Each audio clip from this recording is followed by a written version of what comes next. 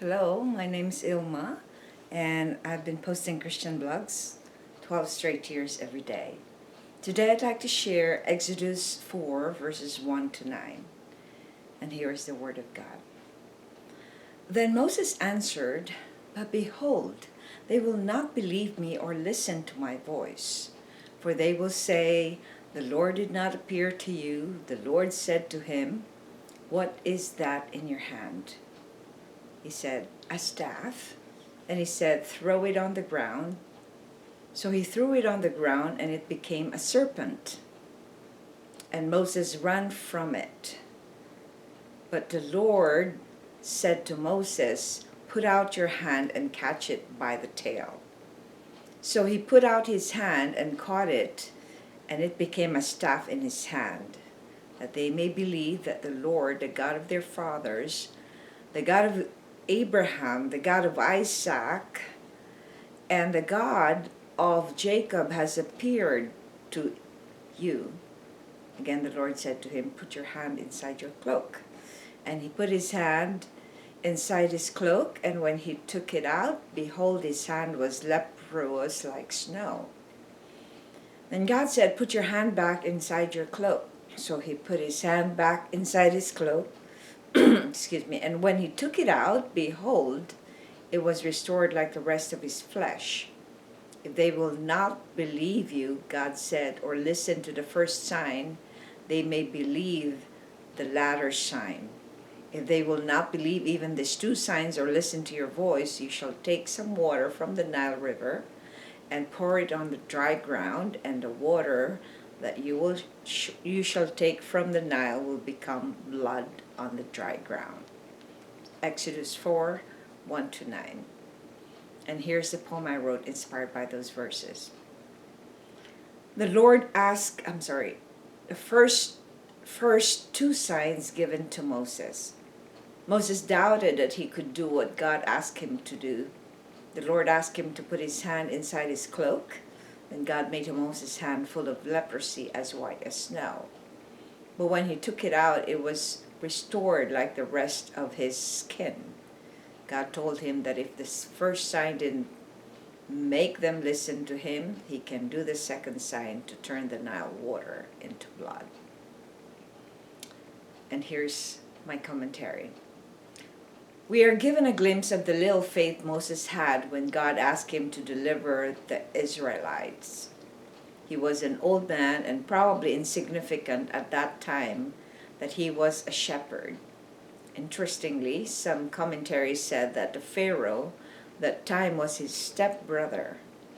He was probably thinking of the circumstances of his fleeing Egypt and how Pharaoh would not be able to trust him at all. But God showed him two powerful signs that should be able to assure him that it is not his work, but God's power in him. Reflection.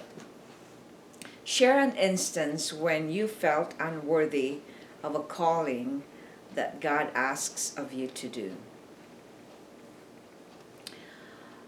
I would say that there was a time in my life that I wanted to be an artist, and I thought that that was what God wanted me to do. But at the same time, when I was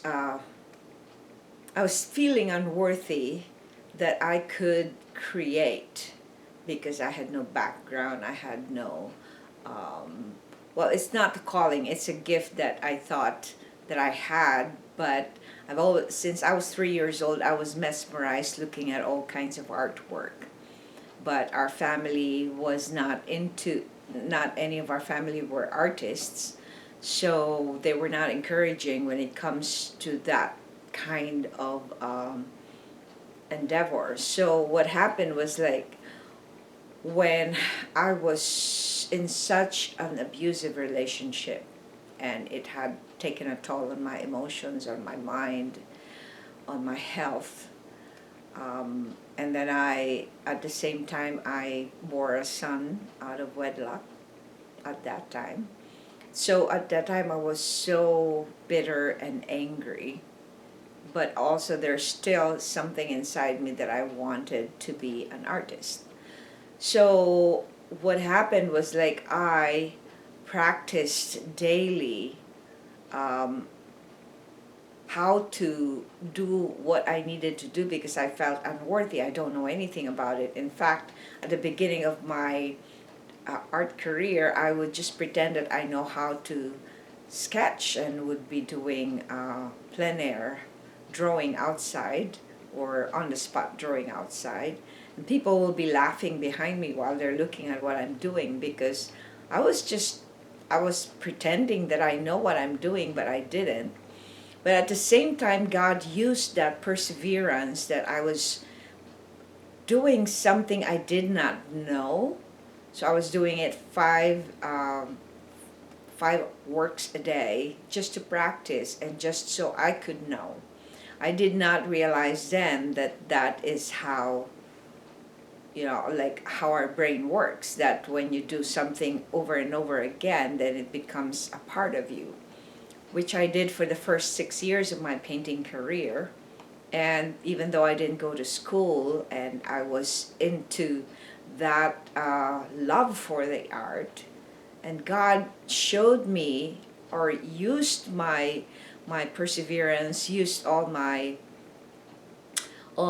love and devotion to try and find out something that I didn't know. But I did not know then that it was the way that God gave me the gift of art so I could heal from the abuses and the trauma that I went through.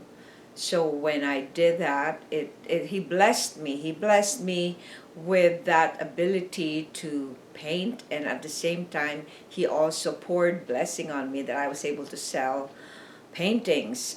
For my first exhibit, I sold over 50% of all my paintings, and then it went on and on and on, and I sold over 400 works when I was back in the Philippines.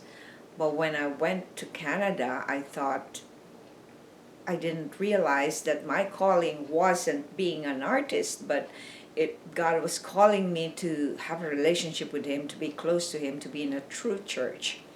And it took me probably another 20 years to figure that out. So, because probably I felt unworthy of a calling that God has put me, but I continued to write for the Lord and do this blog every day for 12 years, and He has grown me.